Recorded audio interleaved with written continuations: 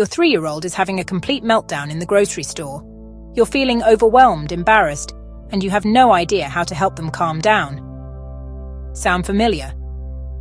Hi, I'm Clare Goodfield, a pediatric occupational therapist and mother of 3.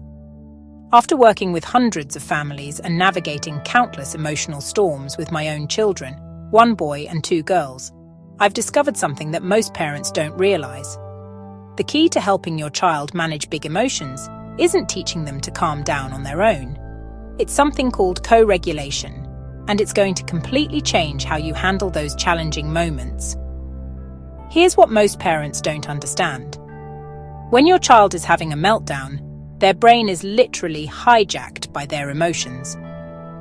The thinking part of their brain, the prefrontal cortex, goes offline, and their survival brain takes over. This is why reasoning with a screaming toddler doesn't work. But here's the amazing part.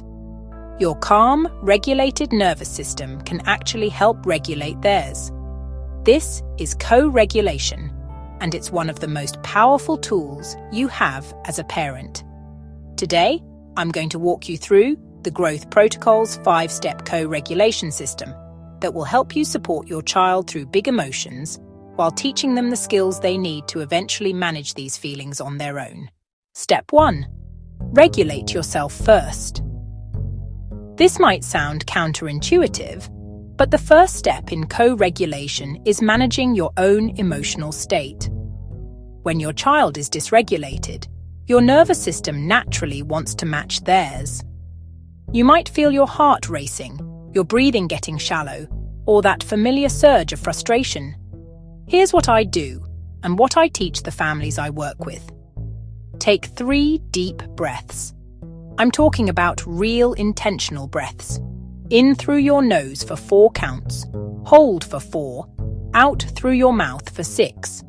This activates your parasympathetic nervous system and sends a signal to your brain that you're safe. I remember when my youngest daughter was going through a particularly challenging phase around age 2. She would have these intense tantrums that seemed to come out of nowhere. The first few times, I found myself getting just as worked up as she was. But once I started focusing on regulating myself first, everything changed. Step 2. Connect before you correct. Once you're regulated, your next job is to connect with your child. This means getting down to their level, literally. Kneel or sit so you're at eye level with them. Use a calm, soothing voice, and if they'll allow it, offer gentle physical comfort like a hug or placing your hand on their back. The key here is validation. You're not trying to fix the problem yet or teach them a lesson. You're simply acknowledging their big feelings. Say things like, "I can see you're really upset," or "That must have been so frustrating for you." With my son, who's naturally more sensitive, I learned that sometimes he just needed me to sit quietly beside him during his big emotions. No words, no trying to fix anything. Just my calm presence letting him know he wasn't alone. Step 3. Name it to tame it. This is where we start helping your child understand what's happening in their body and brain. When we put words to emotions, it actually helps calm the emotional centers of the brain. It's like turning on a light in a dark room. Suddenly everything feels less scary. Use simple, age-appropriate language. For toddlers, stick to basic emotions. You're feeling mad because you wanted the red cup, not the blue one. For older children, you can get more specific. It looks like you're feeling disappointed and maybe a little embarrassed about what happened at school. I've found that my middle daughter, who's quite verbal, really responds to this step. Once we name what she's feeling, I can literally see her shoulders relax as she feels understood. Step 4. Breathe together. Now that you've connected and validated, it's time to help your child's nervous system return to baseline. The most effective way to do this is through synchronized breathing. For younger children, make it playful.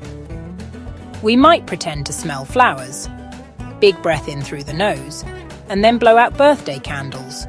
Long breath out through the mouth. For older kids, you can teach them the same breathing technique you used in step 1. The magic happens when you breathe together. Your regulated breathing pattern actually helps regulate theirs. It's like your nervous systems are having a conversation, and yours is teaching theirs how to find calm. Step 5. Problem solve together. Only after your child is regulated should you move into problem-solving mode. This is where you can talk about what happened, explore different choices they could make next time, and help them develop their emotional toolkit. Ask questions like, "What could we try differently next time?" or "How do you think we could solve this problem?" This helps them develop the critical thinking skills they'll need to manage emotions independently as they grow. Common mistakes parents make.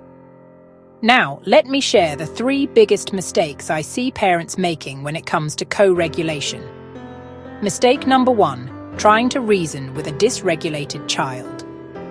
When your child is in the middle of a meltdown, their thinking brain is offline.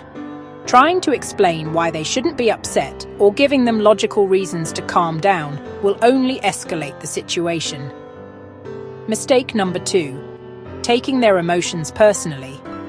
When your child is screaming, "I hate you," in the middle of a tantrum, it's not really about you.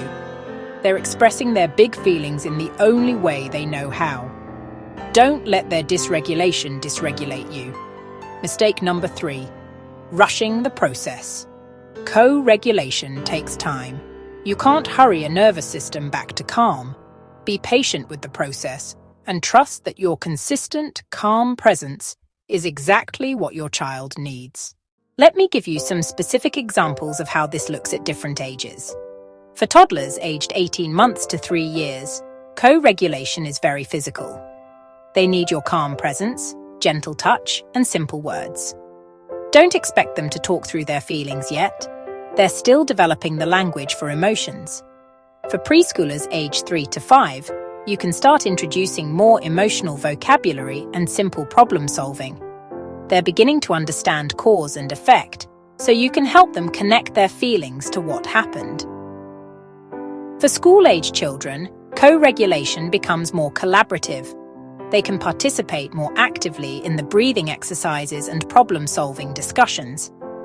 This is when you're really building their independent emotional regulation skills. The science behind co-regulation. Here's why this works so beautifully. Our nervous systems are designed to co-regulate from birth. Think about how a crying baby calms down when held by a calm caregiver. That's co-regulation in action. When you stay regulated in the face of your child's big emotions, you're literally lending them your calm nervous system. Over time, with repeated experiences of co-regulation, your child's brain learns how to find that calm state on their own. Remember, the goal isn't to eliminate big emotions. Emotions are information, and they're all valid. The goal is to help your child learn that they can feel big feelings and still be okay. That they have a parent who will stay calm and connected even when they're struggling.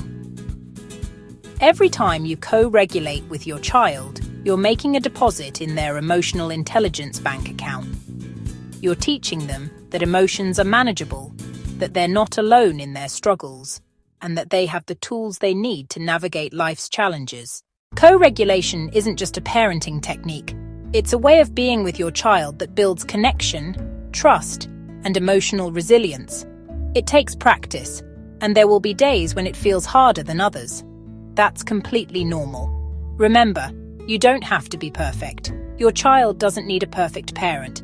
They need a present, attuned parent who's willing to stay calm in the storm and help them find their way back to peace. Make sure to subscribe to the Growth Protocol for more evidence-based parenting strategies that actually work, and hit that notification bell so you never miss a video. Thanks for watching, and remember, you've got this. Your calm, connected presence is exactly what your child needs to learn.